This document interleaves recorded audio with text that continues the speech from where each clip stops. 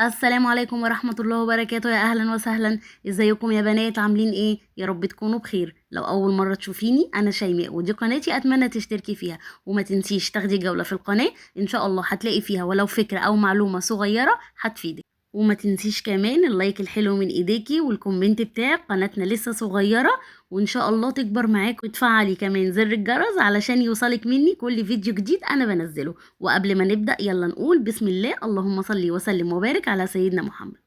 في فيديو النهاردة أنا مجمعة لكم تقريبا 10 وصفات أو 11 وصفة للغدا. بدل حيلة كل يوم نتغدى ايه النهاردة نتغدى ايه النهاردة. ما بين بقى أكل أرداحي وأكل فيه لحوم وأكل بالمفروم، يعني منوعة كده شوية.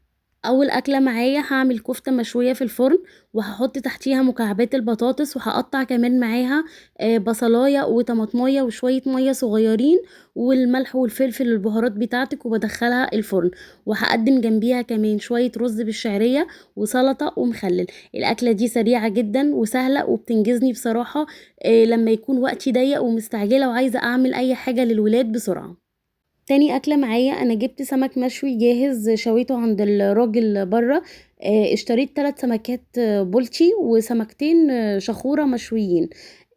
بصراحة بحب أجيبه يعني مفتوح بطنه ومحشي كمان من جوه، بيبقى أنضف كده. انتوا عارفين الولاد لما بيلاقوا في البطن كده أي حاجة مش نظيفة بيقرفوا من السمك. وعملت جنبيهم كمان شوية رز صيادية، وحمرت بطاطستين، وكان عندي بتنجانية شويتها وعملتها بابا غنوج. بصراحة ما كانش عندي طحينة فعادي، يعني الدنيا مشت وما قالتش لأ. بشوية توم كده وبشوية كمون وشوية زيت، وكانت جميلة. في اليوم التالت عملت بامية، ده كان نص كيلو مشترياه تقريبا الاسبوع اللي فات، ووريته لكم في المشتريات بتاعتي. وعملت كمان جنبيه شوية رز بالشعرية، وبنتي طلبت مني لسان عصفور.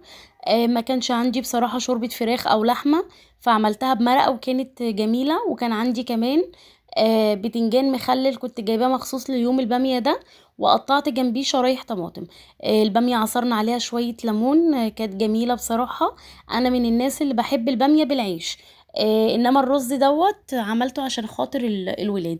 الباميه من الاكلات الخفيفه اللي الناس كلها بتحبها، واليوم ده كان اقتصادي جدا وما كلفنيش كتير. رابع اكله معايا عملت لهم بيتزا، كان يوم الخميس تقريبا.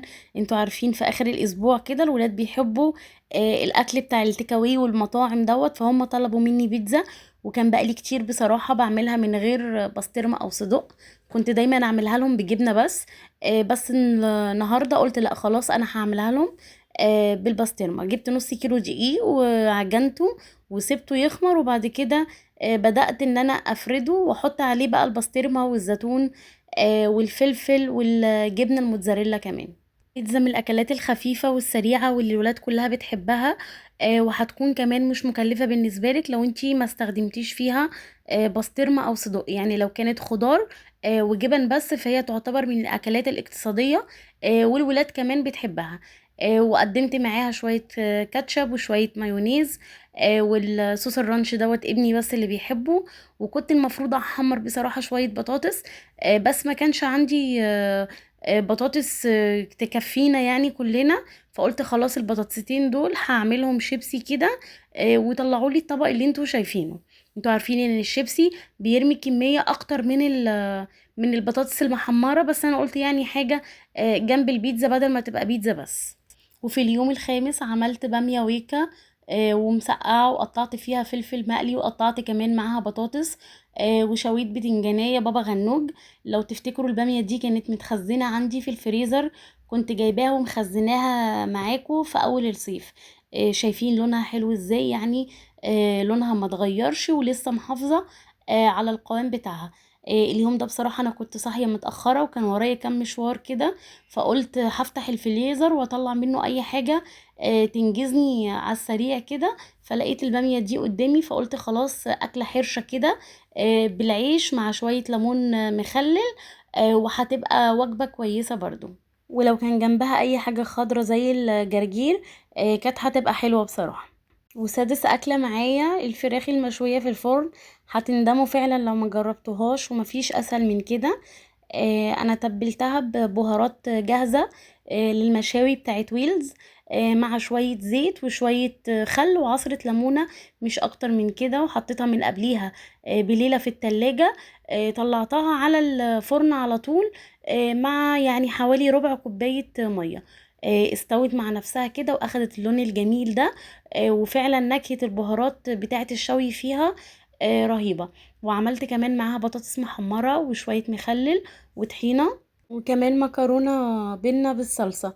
انا كنت جايباها علشان اعمل بيها بصراحة بشاميل في يوم، بس الولاد قالوا لي لا احنا عايزين ناكلوا المكرونة دي بالصلصة مع الفراخ. وسابع يوم عملت صينية مكرونة بشاميل مع ليمون جنبيها مخلل.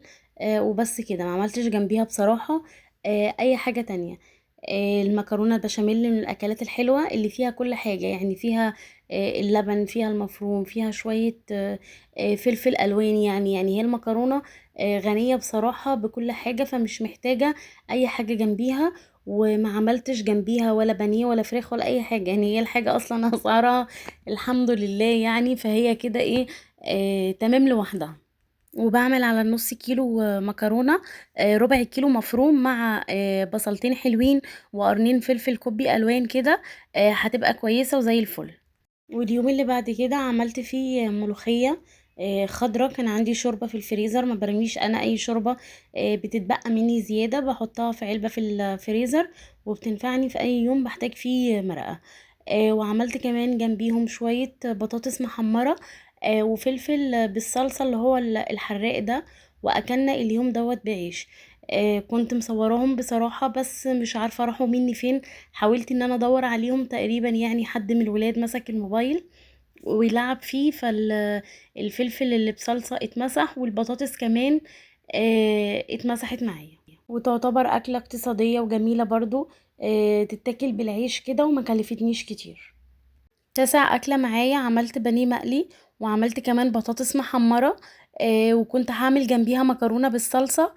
بس الولاد قالوا لي لا احنا عايزينها نعملوها اللي هي بديلة الاندومي. بيعملوها بالبهارات وبيحطوا كمان فيها شوية زيت كده على النار وشوية كركم. بس انا اليوم ده بصراحة ما كانش عندي كركم، قالوا لي خلاص مش مشكلة الكركم، اعملها لنا كده يكون فيها صوص كده زي الاندومي، يكون فيها شوربة كده يعني. عايزينها زي الاندومي مع البانيه. وحطيت كمان معاه شوية بتنجان مخلل وشوية كاتشب. كانت أكلة برضو من الأكلات السهلة والخفيفة، والولاد بتحبها وبتنجز معاكي في المطبخ برضو وانتي واقفة. طبعا انا الاكلات دي كلها ما عملتهاش كلها يعني بنفس الترتيب ده كده ورا بعض، ولا انا كنت بصور بالموبايل وبخلي الفيديوهات عندي زي بجمعهم كده. وقلت اول ما اجمع 10 11 اكلة كده كويس ينفع ان انا اعرضها معاكم علشان اعمل لكم بيها فيديو. واخر اكله معايا والله انا متلخبطه في عدهم، مش عارفه اذا كانوا 10 ولا 11. عملت اللي ما فيش حد بيختلف عليها، صينيه البطاطس بالفراخ. اكله جميله واكله حلوه ومنجزه، وبتدخل الفرن كده كلها مره واحده. تحسي ان هي بتنجزك يعني. قطعت البطاطس حلقات مع البصل والفلفل، وكمان عصير الطماطم وفصين توم وقرن فلفل اخضر، وقدمتها مع شوية رز بالشعرية. وعملت كمان معاهم حلقات بطاطس، وحمرت حبة بطاطس شيبسي وقدمتها كمان جنب المخلل. لو حد قال لي يا شيماء انتي ليه اغلبية المنيو بتاعك المرة دي فيه فراخ كتير، ده لان الفراخ رخيصة الفترة دي. وبصراحة بتكون تكلفتها اقل كمان من اي اكلة ارداحي او شعبية انتي هتعمليها. يا رب يكون الفيديو عجبكم، واستنوني في فيديو جديد، والسلام عليكم ورحمة الله وبركاته.